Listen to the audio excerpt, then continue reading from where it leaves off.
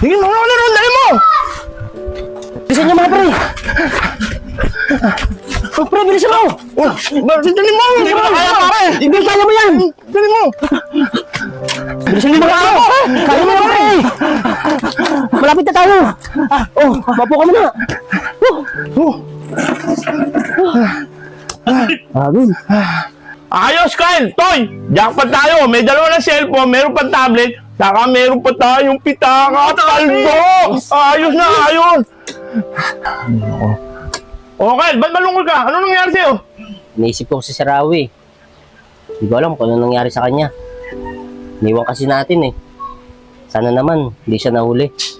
Huwag kang maganda doon, Kyle. Alam mo yung matinik yun eh. Saka hindi papahuli yun. At saka kasama niyo si boss, saka si JC.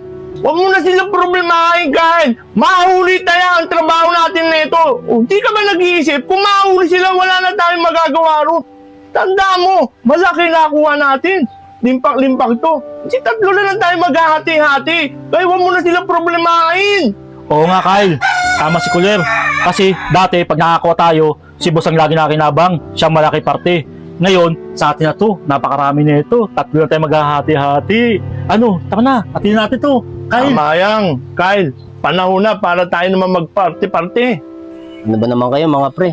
Ang tagal-tagal na natin magkakasama. Magkakasira-sira pa tayo. Antayin mo natin balita sa kanila.